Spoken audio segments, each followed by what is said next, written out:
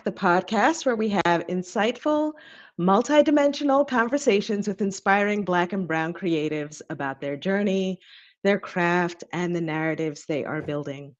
I'm your host, CT Luna, and today's guest is the living embodiment of that concept.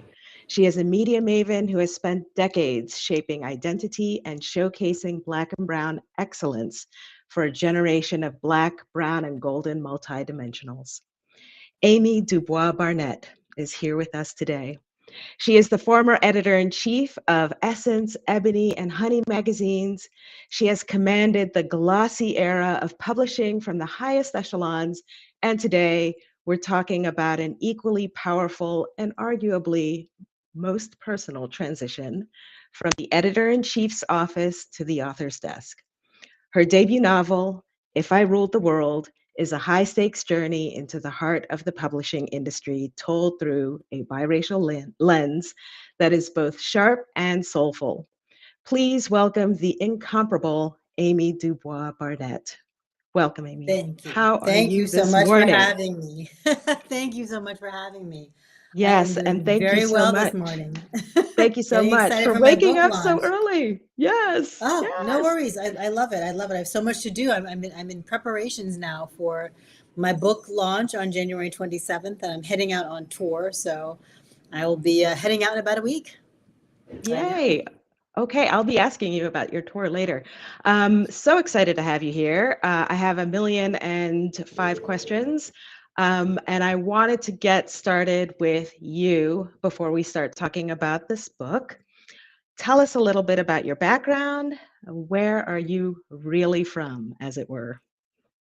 Understood. Well, I have had what can only be described, I guess, as both an anomalous and peripatetic background. So I am from New York. That is what I lived in New York most of my life. I hit puberty in New York, and my theory is wherever you hit puberty is where you're from, right? So Okay. I'm definitely a New Yorker. But technically, I've lived in 13 cities on 3 continents.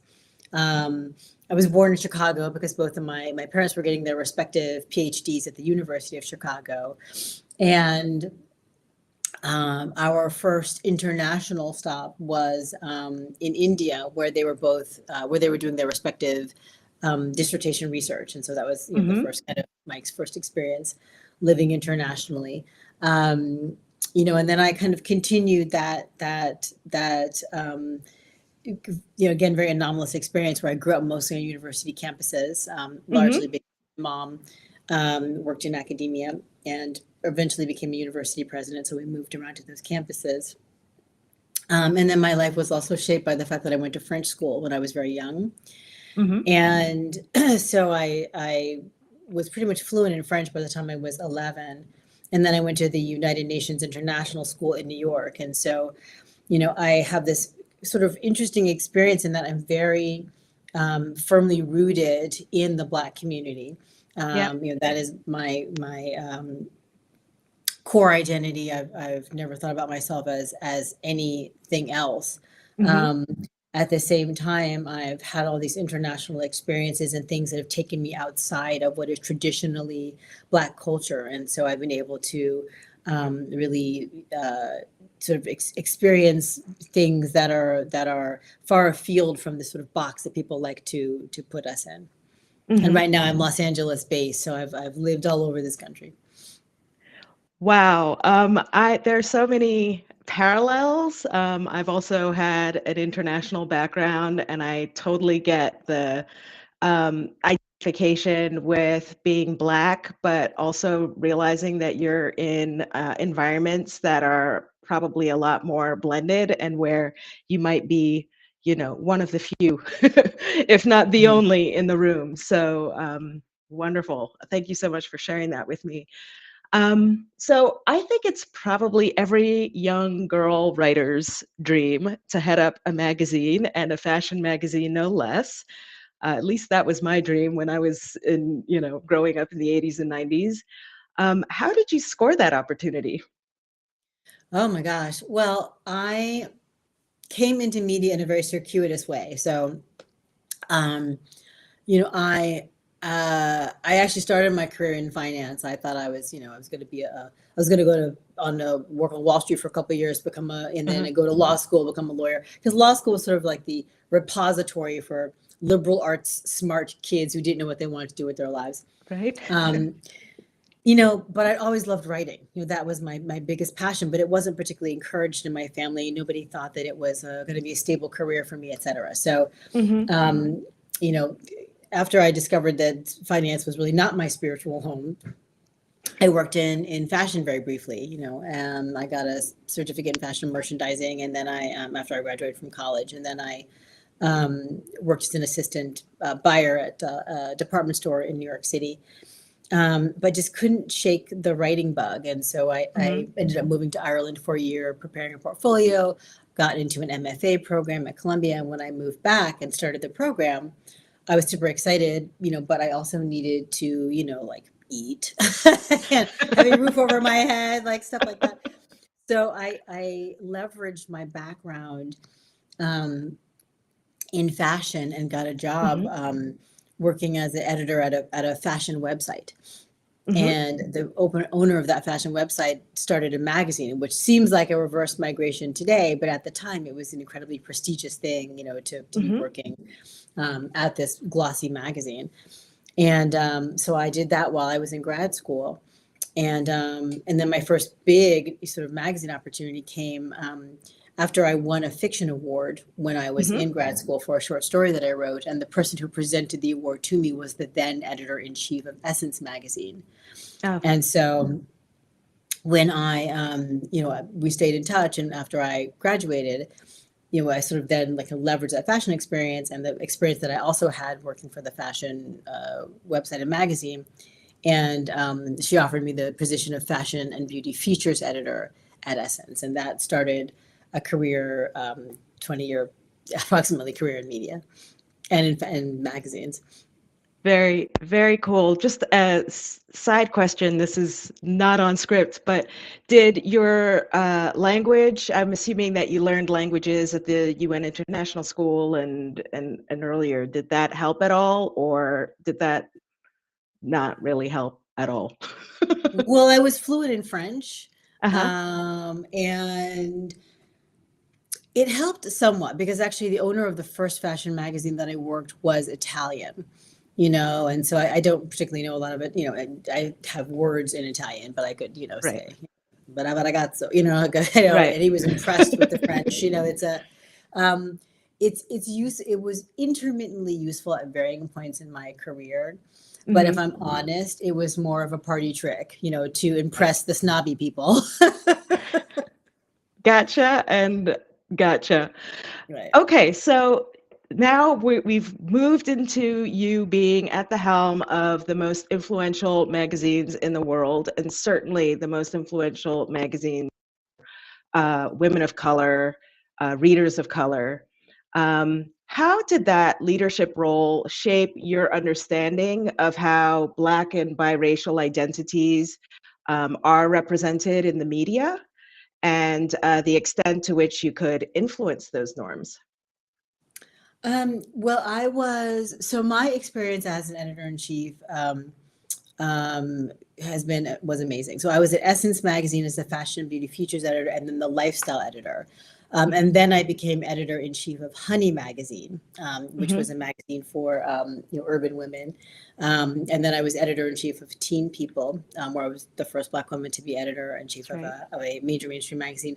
And then I was editor in chief. No, gosh, what happened after that? Deputy editor in chief of Harper's Bazaar, and then Mhm. editor in chief of Ebony magazine. So that's and then I moved into the digital sphere where I ran a bunch of digital brands for various larger media companies. Um, so I had this wonderful experience, running Honey Magazine, Ebony Magazine, Teen People. So this is urban women, it's African Americans, it's teens, and then Harper's Bazaar is kind of high end mainstream. And my through line in all of that was really loving to tell the stories of communities that I care about, underrepresented Mm-hmm. communities, women, vulnerable communities. And I was doing so as a Black woman who happens to have a white father, but Mm-hmm.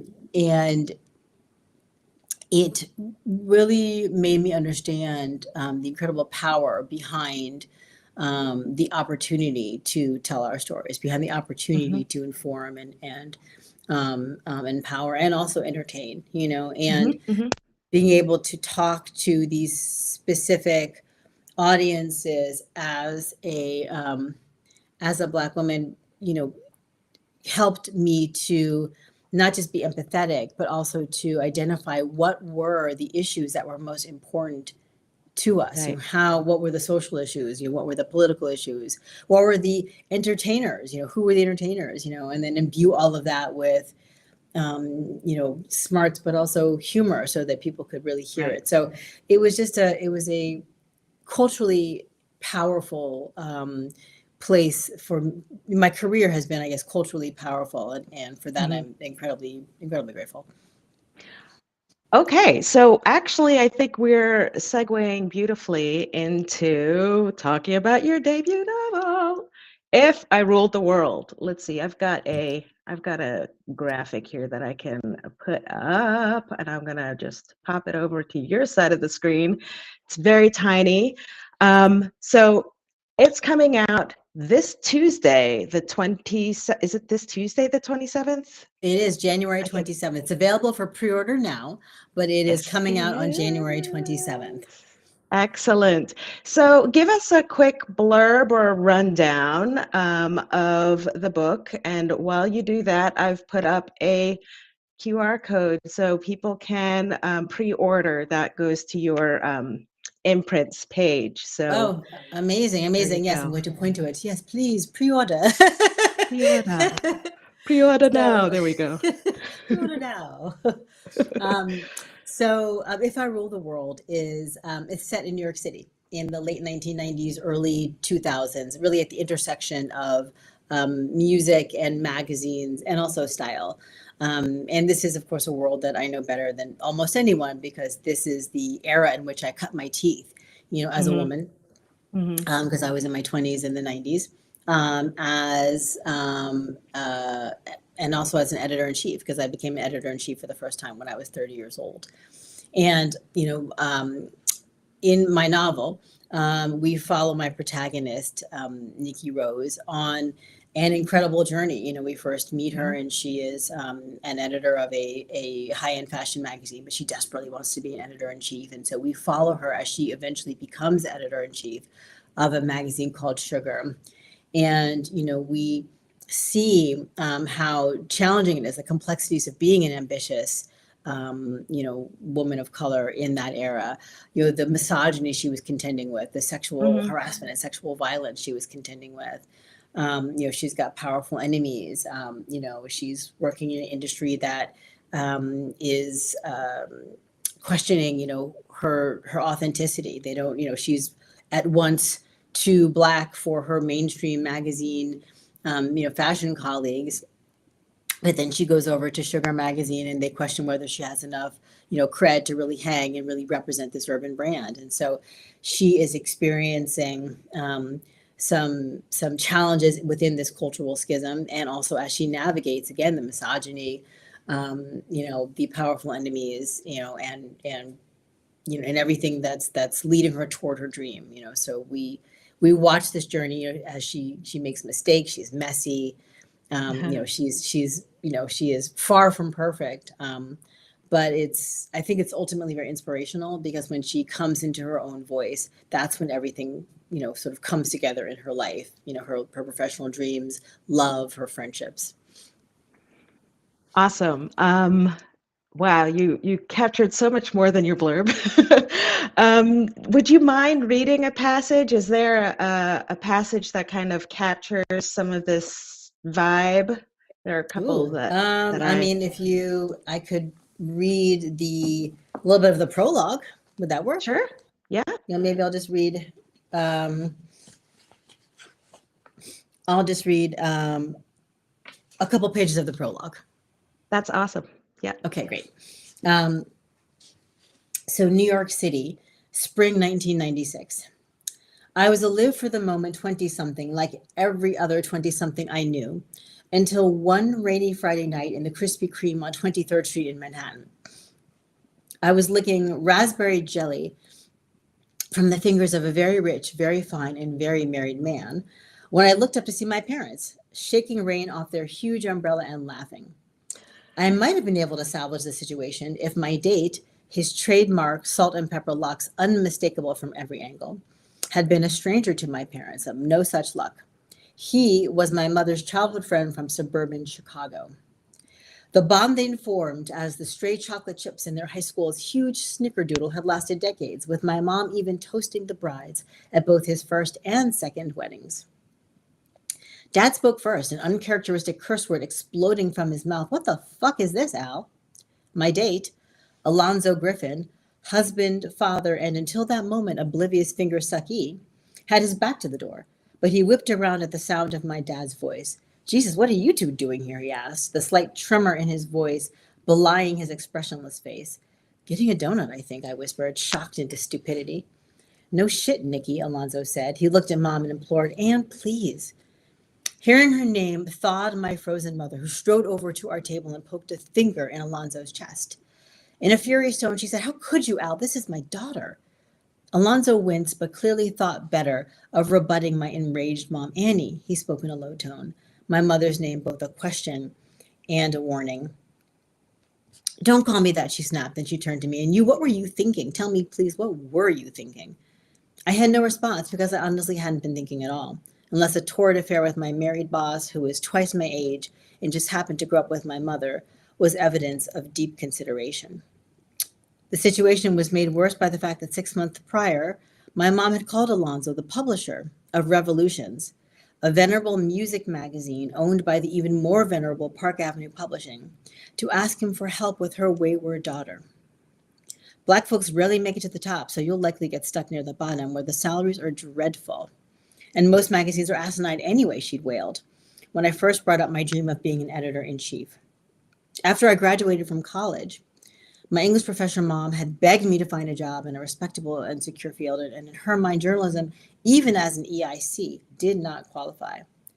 But after watching me quit a job in finance, drop out of law school, then waitress while trying to get someone to pay me for my words, I think she began to fear I'd never move out of their Harlem brownstone. What Mom and Dad didn't know was that during my interview process, Alonzo and I had gone out for drinks. One thing led to another, and I'd found myself in a discreet midtown hotel watching my mom's old pal unlace his Ferragamo shoes, peel off his Armani suit, and unbutton his Valentino shirt. I'd made love to a few boyfriends by then, but this was something different. Alonzo Griffin had pulled my hair and grabbed my throat and bent me over every piece of furniture in the hotel room, all while whispering he was going to enjoy taking care of his good little bitch. As we were getting dressed afterward, Alonzo had tilted my head up to look into my eyes. Baby girl, keep this up and you'll be editor-in-chief in no time, he'd said with a smirk. But next time I see you, Daddy wants you to have a Brazilian wax. It looks like you sat on a fucking chia pet. Wow. It's a spicy beginning. It is a very spicy beginning. And yeah, so Nikki Rose is the protagonist. Like you, she's biracial. And in your novel, she's told that Black girls don't sell magazines. And I think it was actually the title of one of your Substacks as well. So, and I think you would mention in that Substack that this is what you were told back in the day. So I guess what we all want to know is how much of your novel is based on your own real life experience. I know I'm really stealing myself for getting this question a lot, and I understand why. I mean, there are huge similarities between my protagonist and myself, and I absolutely get it. But I can tell you, this is not a roman à clef. This is not my story at all. It's rooted in a world that I know better than almost anyone, and it's inspired by many of my experiences or things that I observed during this time, or just my understanding of what was happening in the culture during this time. Right. But aside from maybe, I don't know, 3 or 4 little anecdotes that I pulled from real life and kind of plopped, like small moments that I plopped into the book. One of them being Mhm. somebody did tell me at one point, Black girls don't sell.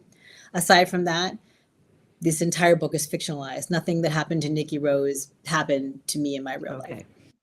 Okay. Damn. Just so we thought we were gonna get all of the spicy secrets. I know, I know, I know. I'm halfway debating just being like, yeah, it's my story. so, so everybody could like ask me, oh, who's Alonzo? Who's. Who was Alonzo? We all want to know. Right. Oh, okay. So this takes place in 1999. I have some memories of 1999. What did you want to make sure was part of Nikki's world in this book? Um, I thought it was very important that we adequately represent, or I adequately represent,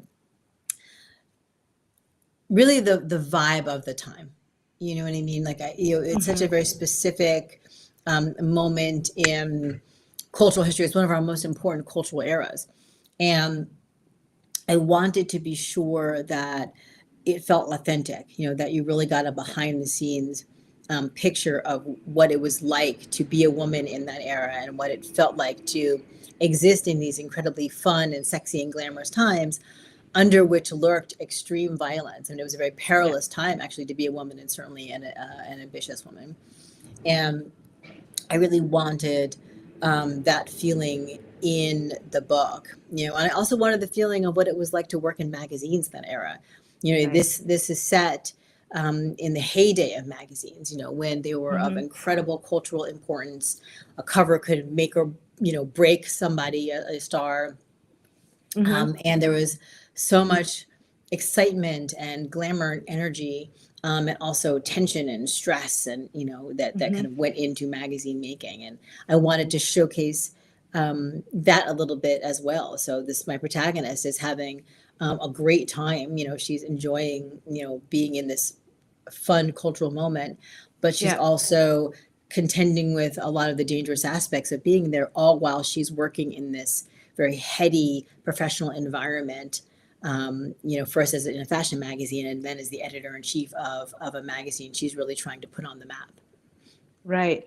And there, from what I recall of 1999, which is more than 25 years ago, it was a very like, who knows what will happen in that pivot to 2000 was this sort of like, you only live once vibe. At least it felt very exciting to me in those days as well.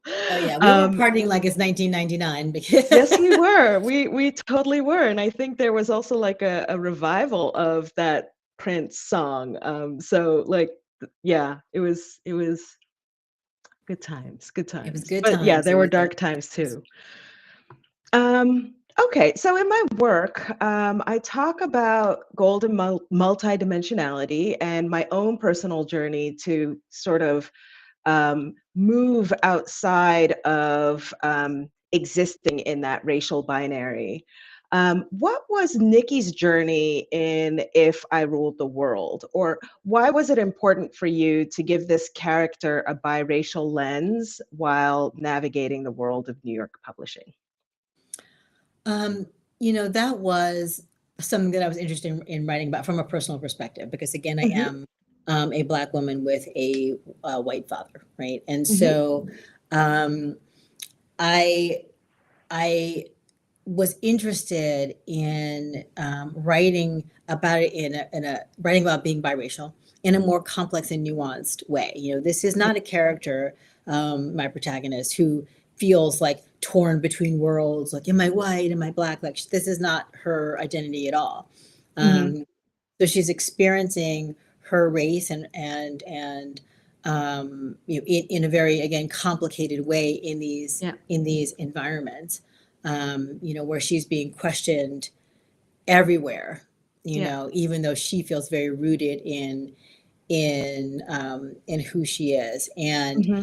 I thought that in addition to that being just something that I was interested in exploring Yeah. from a literary perspective, given my own background, I also thought it was emblematic of the way in which she moved through different kind of worlds, right? You know, she was in this very high end, very white fashion world, and then we see her move into a more urban and black world professionally at Sugar Magazine. Now, she grew up in Harlem, so she wasn't this as if she were just unfamiliar, Hmm. with. I mean, she grew up in a black environment, but working in at an urban kind of music and lifestyle magazine for women is much different Yeah. than working for a high-end white, if you will, mainstream fashion magazine. And we Hmm. so that kind of, again, fluidity between cultures, I thought was also kind of represented in her biraciality.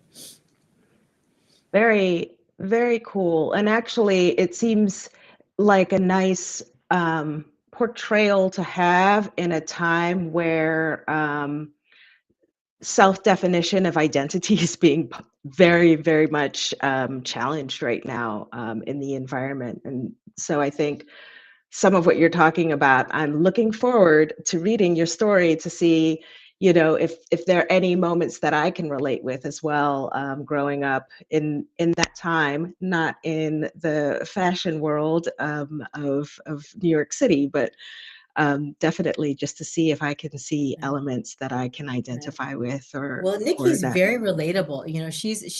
She was a fish out of water in all both environments for different reasons, right? Hmm. She was a fish out of water at the fashion magazine where she worked, in part because her colleagues considered her to be too black or didn't like her, sort of more, ideas about people of color, but also because Right, she's blurred. She, right. was very bookish. She was very awkward for a lot of years, Mm, and she was living this life even as when she was young. She was living in Harlem, but she was commuting down to the Upper East Side to go to high school. I mean, she has contended with being a bit of a fish out of water, in many of her environments for her yeah. entire life. People in Harlem, um, sort of deriding her for going to her fancy, private school, and people at her Mm. fancy private school like, "Oh, you live in Harlem," you know. And Yeah. this sort of continued, throughout her journey. Yeah. Um, was there a specific chapter that was really difficult to write for you? Um, there were specific moments in the book that were difficult to write, Hmm. just as I was exploring what Like the the prologue? character. Well, no, the prologue was fun to write. Okay. I have no issue with writing spicy scenes. Yeah. Um, no, that was a little less. It wasn't as difficult, but there are emotionally very fraught moments that my character goes through that my heart was bleeding for her. When she, Mm. has a falling out with her best friends, for example, and her best friends were all mad at her, and even as she was going through things, she didn't have people to reach out to. My heart was bleeding for my character.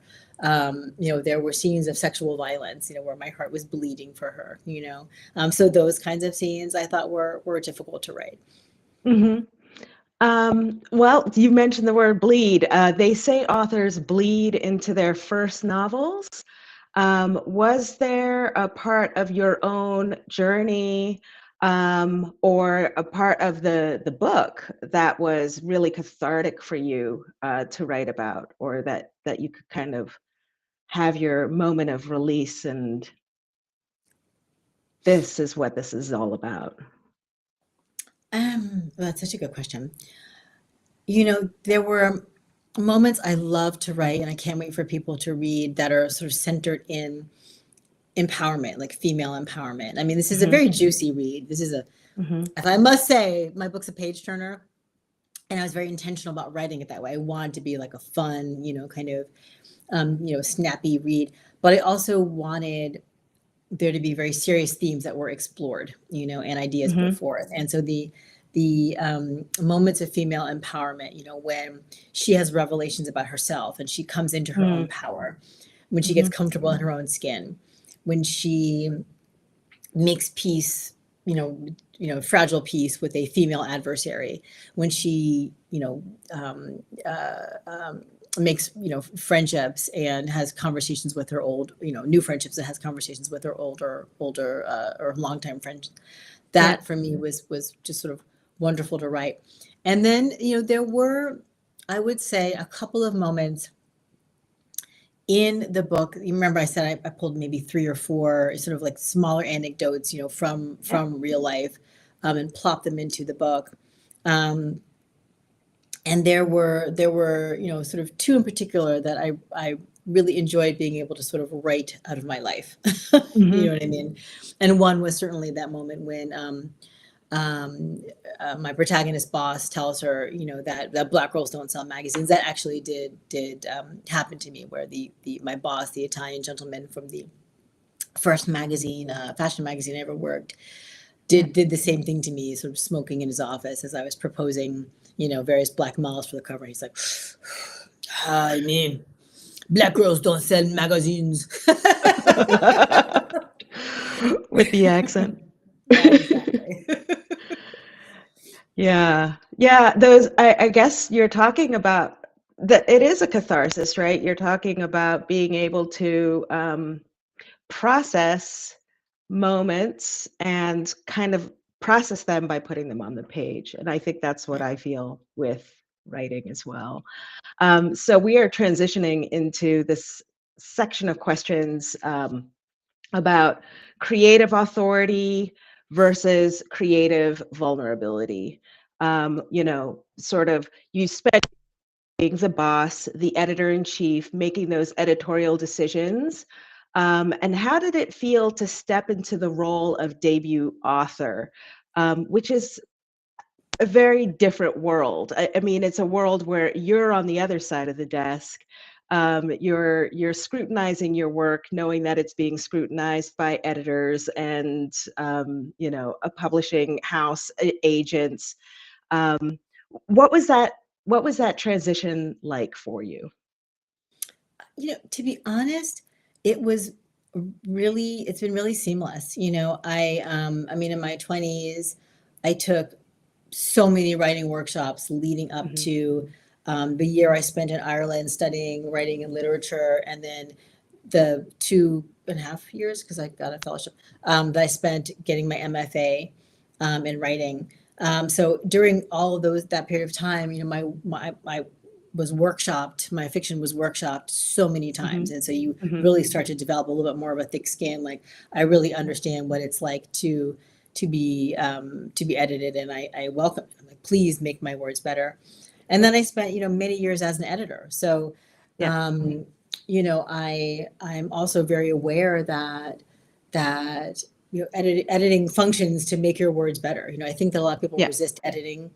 A lot of people resist editing, and I don't understand it. I'm like, please edit me. Please, everybody needs an editor. There's nobody Mhm. who doesn't need an editor. And so I actually really welcome people kind of scrutinizing my work, because I know it will be for its betterment. Yeah. Well, great. So, well, for better or for worse, I took the self-publishing path with Brown Beyond Borders to maintain my narrative agency. By the way, my book hit top 10 on the Amazon bestsellers in the mixed heritage and biracial category yesterday. That's amazing. Oh my gosh, It's still, congratulations. yes, I'm like gobsmacked, but but side note, you've navigated the traditional world with your earlier nonfiction piece and now this novel. Was there anything about the business of books and publishing in 2026, 2025 versus decades ago that surprised you? What was there something new? It's hard to say, because when I published my nonfiction book, I was at such a different place in my life. And I Hmm. really don't think I properly understood how much of the success of the book was on me as the author, Mm. and what that really takes, the amount of work it takes, the amount of strategy, the amount of of intentional energy. I mean, it's an incredible amount of work, and I don't think I really understood that then. And also I had a new baby, and I was, I think I think I was just in a very different moment of my Yeah. life where I was involved in the book, of course, and it's a book it's an NAACP Image Award nominated advice book for women. Um, so I was very involved and it was very meaningful to me.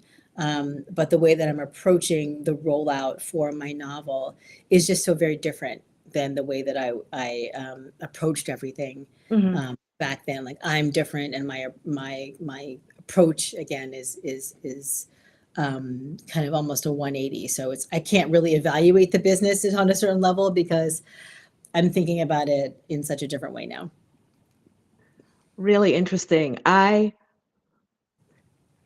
So when you write questions, maybe it's the same for you. When I write questions for these kinds of interviews, sometimes I feel like I can anticipate what the answer will be. I did not anticipate that answer like at all. I was expecting you to mention something like, oh, like social media Social barely existed in those media and days, right? digital So marketing and right, totally. exactly. I mean, but that's the obvious stuff. Yes, clearly, Yeah. all Yeah. those things are all very, very obvious. There's earned media, there's owned media, there's Yeah. paid media, and the owned media now, although social's not really owned, but from a brand perspective, I mean, you have to kind Yeah. of go hard on that. So I went hard on owned.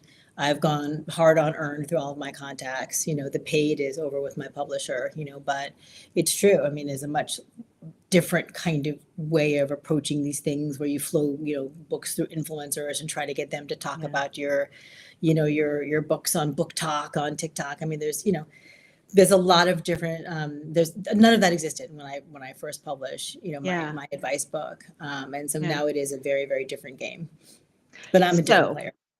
now, okay, great. So now that we're on the social media tip, um, I guess you're going to launch your book tour, virtual and real book tour, starting on Tuesday next week. Is that Yes, I mean, correct? my press has started, Yeah. but in New York City, I'm starting to do a significant press on January 23rd, but the first major event, or my book comes out on January 27th.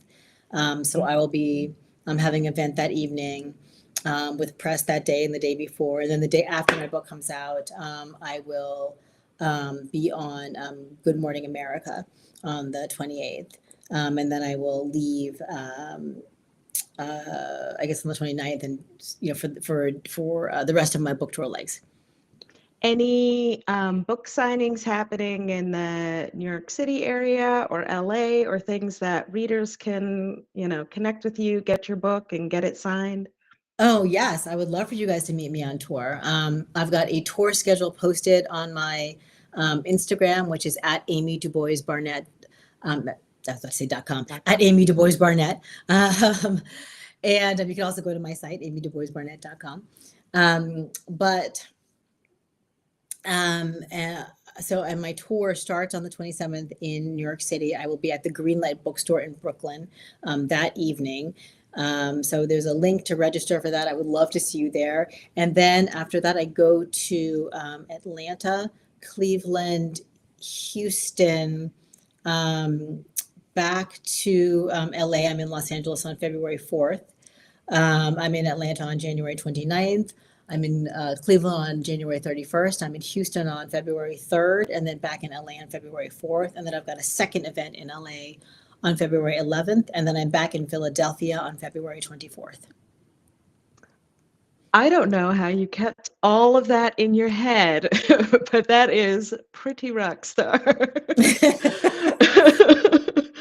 Man, as Um, I told you, the game is different, but I am a different player now. yeah, impressive. I feel like you're edging into the topic of just sort of presence and maybe knowing yourself better Mhm. than back then. Yeah, Well, that's I'm a in my vibe I'm 50s getting. now. I mean, I would this hope is a. so. Sorry, I'm sorry. I said you would hope so that with Oh, yeah, with right, exactly. age So, yeah, that you would hope that I would have learned a couple few things over the course of these many years. So, yeah. But I'm just honestly, this whole thing is, I mean, it's, this book is a dream come true. I mean, this is my Yeah. original dream. You know, when I got my MFA in creative writing in my 20s, that's what I wanted to do with my life. I was like, oh, I'm going to be a novelist. I'm going to write the great American novel. This is what I'm going to do. And then you know, I don't want to say got pulled into, because I love my career, but I started down the path of a media career, and it turned out to be something that I both love and was really good at, you know, because I'm Mm-hmm. very dichotomous. I'm you know, creative in business, but Yeah. also textual and visual. And so Yeah. making magazines really gives you an opportunity to do both. Yeah. So I'm incredibly proud of the way in which I've represented the Black community, in the way in which I've told women's stories, and the way I've empowered teenagers, and everything I've done along the way. But this novel, I mean, this is my original dream.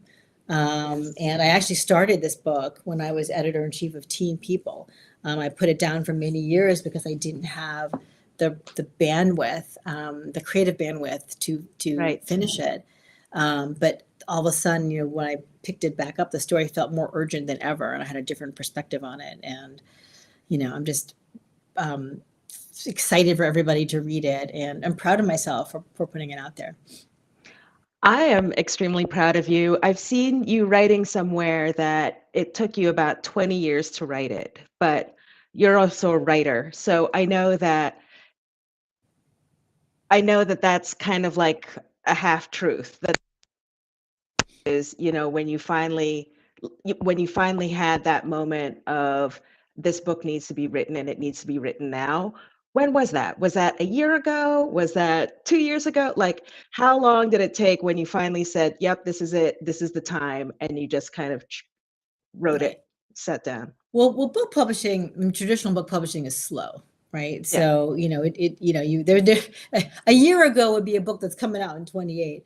You know, but when I left corporate media, and you know, I picked up the book again. I just sort of looked at the 100 pages that I had, because I wrote about 100 pages, you know, back in the day, Hmm. I looked at them and I was just like, oh God, this story will not leave my heart. It won't Yeah. leave. And I rethought, you know, what I'd written before, and I realized that this, you know, it wasn't just a story about a plucky sort of, you know, young woman who's finding her voice and becoming an editor in chief, the job of her dreams. I was like, actually, this is a much deeper story, Yeah. about a woman who is coming into her own voice and feeling her own power, and trying to understand, you know, the cost of the price of ambition, and figuring out how she's going to exist in a world that prioritizes and values her relative attractiveness. But Hmm. she's also being, you know, dismissed in this misogynist environment. And when Yeah. I realized it's those themes I wanted to explore, it just felt incredibly urgent, and I had to Yeah. write it. So this was 2023, and Yeah. I, you know, rewrote everything that I had. I redid everything and finished it in 20 that year. Yep. And it went to auction at the top of 2024. So that's Hmm. when I got my book deal. And then the traditional publishing process kind of kicks in, and that takes its own I mean, it's timing. 2026, and that's when my book is Yeah. coming. Like that's what it is. So there you have it, folks. No, but actually, the reason why I ask is because I've discovered, first of all, I've got a couple of, fiction works that I've kind of like put in a drawer because they never really felt like the time was right, or it felt like it was a slog. That's kind of why I'm asking. And even this book, I had started writing it in, I think it was 2015, and then it kind of like went in a drawer, and then I'd pick it up again. And there were so many moments where it didn't feel right, Mm, until I think 2024, same thing, 2024, when it just started to like, oh, these are the themes that I need to address. right. And I guess what I'm getting at is, um, creativity has a way of kind of like telling you when you're ready for her. Mm. You know, um, I believe that, and I believe in kind of, you know, when a story feels urgent is when you have to tell it. But then there's yeah, also just the work of writing. I mean, I think what yeah, people yeah, don't also understand, I mean, just people who have not written a book, is yeah, that a lot of it is just putting your ass in the seat, whether you Yes. want to or not, whether you're Yes. inspired or not, Yes. and just doing it, like Yeah. there, it is, it is. I mean, writing is not the sort of like magical sort of fairy thing where like the words just come to you as sparkly over your head. Like, no, some of it is actually like you are like, okay, A how do I grind. construct the seed? You know what I mean? Like how, like, how do I actually do this? Like there's a, some of it is really just whether you want to or not, Yes. kind of putting your tush in the seat, opening your computer or your notebook or wherever it is you write, Hmm. and getting her done. Yeah. Okay. So we're nearing the close. Um, I'm trying to pick my favorite question. On the show, we do talk about golden multidimensionality, extending your self definition beyond one dimensional labels. As you reflected on Nikki Rose's character arc in your book, were you reminded of times when you tapped into your own golden multidimensionality as a superpower? Um, I, yes, absolutely. Absolutely. There is, of course, the challenge sometimes of, like my protagonist, feeling like a fish out of water or Hmm. being judged for your relative authenticity in environments where that is, perhaps not fair, Um, um, on the other hand, there is something very special about having a set of experiences that are anomalous, Yeah, they're, sort of having this ability to um, to have intimate relationships, with people of different races, and yeah. really experiencing that kind of, my dad is a white man, right? And Hmm. so loving my father, Hmm. you know, it gives me sort of an organic ability to relate to people of all races, frankly, Yeah, because it doesn't feel unfamiliar to me to have that kind yeah, of, intimate personal, relationship, with somebody who is not black. right. And so that kind of increased my empathy Yeah, and the breadth of my perspective and probably my intuition, as well. So I really appreciated having that. yeah. Um, that is real. You are a code switching master. You Um, don't even know. You don't even know. We ain't even talked about we it. haven't talked about it. No, I'll just have to have you on the show one more time. Right. You'll just have to read my Bec- book. yeah, well, that too. I'm gonna read it. I ordered it. I pre-ordered, so I'm expecting it to drop into my Kindle like on Tuesday. Yay. Yay. Okay.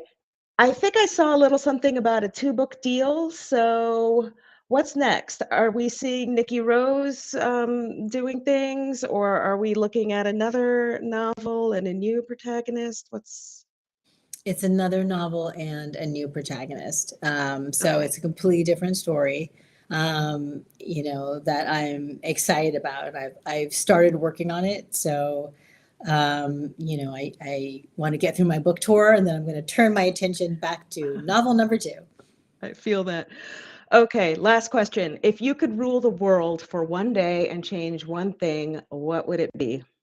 The current administration in the United States of America. Yeah. That was easy. Okay, thanks so much for including Golden Creatives Talk on your book tour, Amy. And thank you so much for joining us on Golden Creatives Talk today with Amy Dubois Barnett. Her book, If I Rule the World, comes out this Tuesday. I've pre ordered mine and I can't wait to get my hands on it. Next week, Friday, we've got Kim Golden, USA Today best-selling romance author. Join us here for that conversation. But in the meantime, pre-order Amy's book that way. And start reading it, and then I'll see you next week, Friday. Thank you so much for joining us. Thank you, Thank you so much for Amy. having me.